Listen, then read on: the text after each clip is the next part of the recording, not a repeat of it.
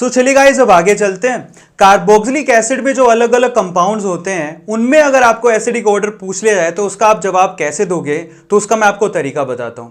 इसको जवाब देने का एक और तरीका होता है, दैट इज पीके वैल्यू। अब ये क्या है उसको जरा चेक करते हैं। तो देखिए यहां पर आपके पास कार्बोक्सिलिक एसिड लिखते हैं आप RCOOH, सही है। अब जैसे ही आपने इसको वाटर में डाला तो रिवर्सिबली ये क्योंकि एसिड है तो ये H+ देगा, तो उस केस में ये एक्सेप्ट करेगा, तो किस में कन्वर्ट हो जाएगा, दिस इज RCOO- और साथ में क्या कैटाइन बनाएगा, हाइड्रोनियम H3O+। अब इस केस में क्योंकि ये रिवर्सिबल है तो इसके लिए आप इक्विलिब्रियम कांस्टेंट लिख सकते हो। सो इक्विलिब्रियम कांस्टेंट लिखेंगे KEQ, ठीक है। वो कैसे लिखते हैं, सबसे पहले आप प्रोडक्ट साइड में जो आपके पास है, ठीक है, प्रोडक्ट साइड में जो भी प्रोडक्ट हैं उनकी कॉन्सेंट्रेशन यानी कि इसकी कॉन्सेंट्रेशन प्लस आप किसके लिखोगे, H3O+ का कॉन्सेंट्रेशन, ध्यान से चेक करिएगा भाई, डिवाइडेड बाय दिस RCOOH, ठीक है, और साथ में क्या ले लिया हमने, वाटर। जनरल केस में पानी को हम लोग काउंट ही नहीं करते हैं, इसकी कॉन्सेंट्रेशन को 1 मान के चलते हैं क्योंकि पानी हम लोग हमेशा एक्सेस में ही लेते हैं। तो इस केस में आप H2O को इधर लेके आ सकते हो। तो इस केस में H2O की कॉन्सेंट्रेशन कभी खासी चेंज नहीं होती है, तो वो भी एक कांस्टेंट होता है। साथ में KQ ये किसके बराबर हुआ, दैट इज RCOO-। चेक करिएगा भाई, इक्विलिब्रियम में आपने पढ़ रखा है, ठीक है। क्योंकि वाटर एक्सेस में होता है तो यहाँ पर वाटर की कॉन्सेंट्रेशन से कुछ ज्यादा फर्क पड़ता नहीं है।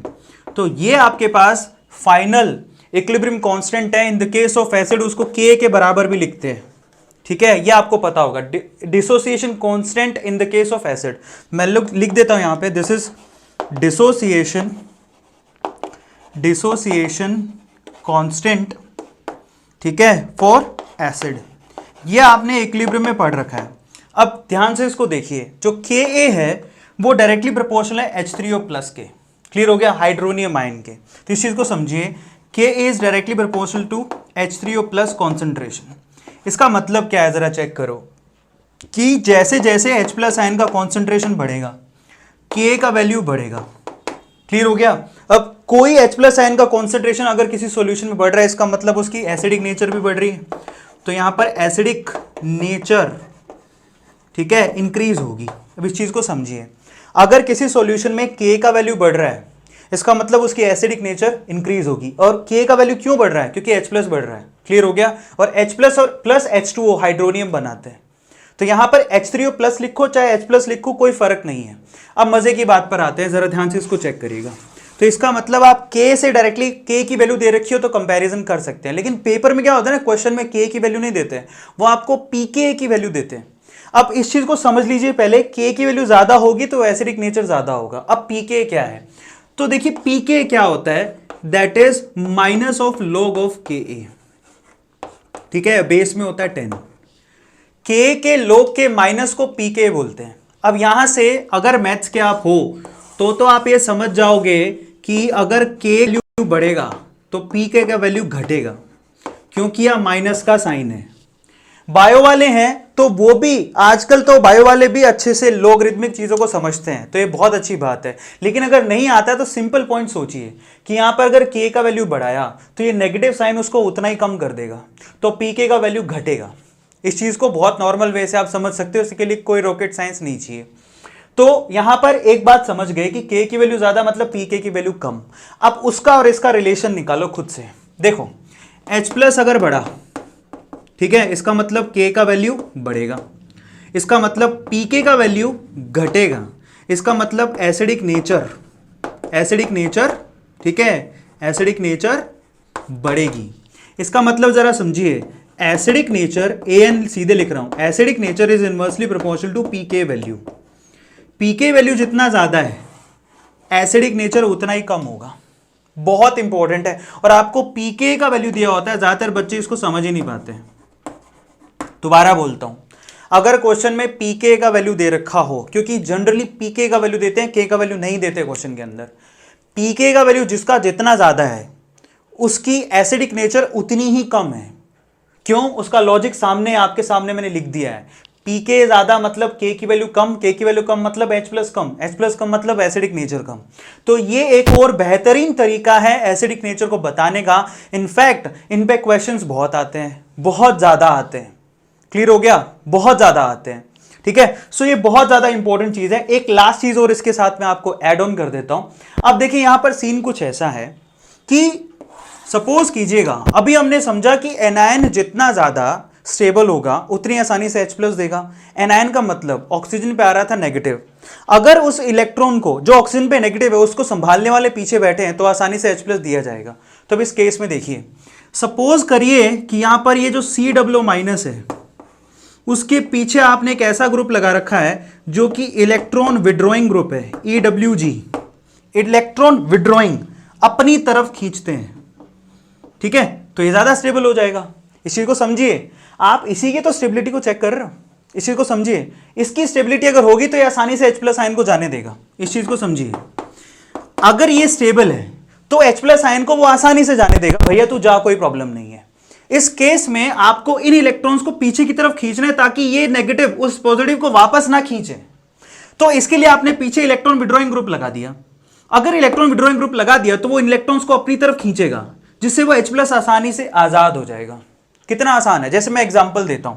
सपोज करिए कि आपने यहां पर CF3 लगा दिया, 3 फ्लोरीन और उसके बाद COO-, तो और ये है H+। अब आप खुद से सोचो, पीछे है 3 फ्लोरीन, तो वो क्या करेंगे, फ्लोरीन तो इलेक्ट्रॉन्स का भूखा होता है, तो क्या करेगा, इन इलेक्ट्रॉन्स को अपनी तरफ खींचेगा। 3 है तो बहुत जबरदस्त तरीके से खींचेंगे और आसानी से H+ अलग हो जाएगा। इसका मतलब क्या है कि अगर आपने इलेक्ट्रॉन विड्रॉइंग ग्रुप लगा दिया तो एसिडिक नेचर बढ़ता है। तो मैं यहां पर एक और फैक्टर लिखता हूं, उसको ध्यान से इसको चेक करिएगा। नाउ इलेक्ट्रॉन विड्रॉइंग ग्रुप, ठीक है, इंक्रीज एसिडिक नेचर। आप ये लिख लीजिए साइड में, ये मैं इसको बॉक्स में बंद करके लिख रहा हूं। Electron withdrawing group increase the acidic nature. अगर आपने चैन के पीछे कोई इलेक्ट्रॉन विड्रॉइंग ग्रुप लगा दिया है, इलेक्ट्रॉन को खींचने वाला, तो आपकी एसिडिक नेचर जो है कार्बोक्सिलिक एसिड की बढ़ने लगेगी। इसका जस्ट अपोजिट करो, इसकी बजाय अगर आपने कोई इलेक्ट्रॉन रिलीजिंग ग्रुप लगा दिया तो इलेक्ट्रॉन रिलीजिंग ग्रुप COO- के साथ और ये H+, तो समस्या है। ये नेगेटिव को क्या करेगा, डेंसिटी को और बढ़ा देगा, जिससे ये नेगेटिव उस पॉजिटिव को और तगड़े तरीके से अपनी तरफ खींचेगा, जिससे वो H+ दे ही नहीं पाएगा। आ रहा है समझ में? तो ये लॉजिक है इलेक्ट्रॉन विड्रॉइंग और इलेक्ट्रॉन रिलीजिंग ग्रुप का। तो ये भी आपको साथ में देखने पड़ते हैं। तो हर एक चीज बहुत इंपॉर्टेंट है। कई बार वो पीके वैल्यू देख के आपको पूछता है, कई बार वो आपको स्पीसी दे देगा और पीछे आपको इलेक्ट्रॉन विड्रॉइंग और इलेक्ट्रॉन रिलीजिंग ग्रुप्स देखने पड़ेंगे, उसके बाद आपको अंदाजा होगा। तो यहां पर अगर आपने पॉइंट 1 लगा लिया है तो पॉइंट 2 ये लिख लीजिए, इलेक्ट्रॉन रिलीजिंग ग्रुप। लाइक कौन कौन से, अगर आपने पीछे मान लो CH3 लगा दिया तो इलेक्ट्रॉन रिलीज करता है, C2H5 लगा दिया, इलेक्ट्रॉन रिलीज करता है। ये ऐसे ग्रुप है जो इलेक्ट्रॉन को रिलीज करते हैं। सो ऐसे ग्रुप एसिडिक नेचर को घटाते हैं। तो इलेक्ट्रॉन रिलीजिंग ग्रुप अगर आपने लगाया तो वो डिक्रीज करेगा एसिडिक नेचर को। अब इनके क्वेश्चन हम लोग अगली बार करेंगे, दोबारा समझा देता हूं, ध्यान से उसको चेक करो। एसिडिक नेचर को देखने का एक और तरीका है जिसको पीके वैल्यू कहते हैं। अब पीके लिखा कैसे जाता है उसका तरीका मैंने आपको बता दिया, लेकिन इन शॉर्ट मैं आपसे सिर्फ इतना कहना चाहता हूं, जितना पीके का वैल्यू ज्यादा होगा उतनी के की वैल्यू कम होगी, उतना ही एसिडिक नेचर कम होएगा। इस पॉइंट को दिमाग में डालो, बहुत इंपॉर्टेंट है। और दूसरा, अगर कोई इलेक्ट्रॉन विड्रॉइंग ग्रुप लगा हुआ है, इस चीज को दिमाग में डालो, एसिड का मतलब H+ आसानी से देने वाला। अगर आपने पीछे कोई इलेक्ट्रॉन विड्रॉइंग ग्रुप लगा दिया तो वो इलेक्ट्रॉन्स को अपनी तरफ खींचेगा, जिससे H+ आसानी से चला जाएगा।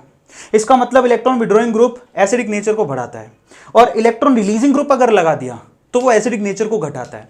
अब ये कुछ स्पेसिफिक ऐसी चीजें हैं जो कि बहुत ही गजब है। एक छोटा सा मैं आपको ऑर्डर और बता देता हूं इलेक्ट्रॉन विड्रॉइंग ग्रुप का, वो मैं यहां लिख देता हूं, जरा चेक करिएगा। इलेक्ट्रॉन विड्रॉइंग ग्रुप में सबसे ऊपर नाम आता है CF3 का, जो हमने अभी इस्तेमाल किया। ये बहुत तेजी से इलेक्ट्रॉन्स को अपनी तरफ विड्रॉ करता है। उसके बाद किसका नाम आता है NO2 नाइट्रो। उसके बाद किसका नाम आता है CN।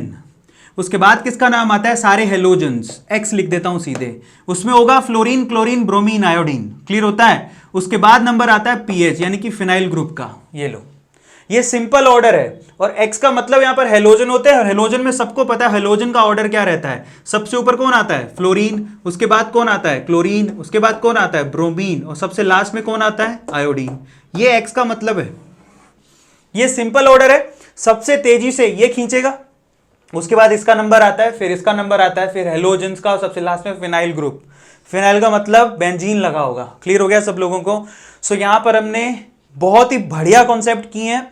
अब इनके क्वेश्चन को हम लोग अगली वीडियो में रिवाइज करेंगे, इनके क्वेश्चंस को अगली वीडियो में रिवाइज करने वाले हैं। सो टिल देन गाइज अच्छे से इस थ्योरी की प्रैक्टिस करो, यहां पर इसका स्क्रीनशॉट ले लो।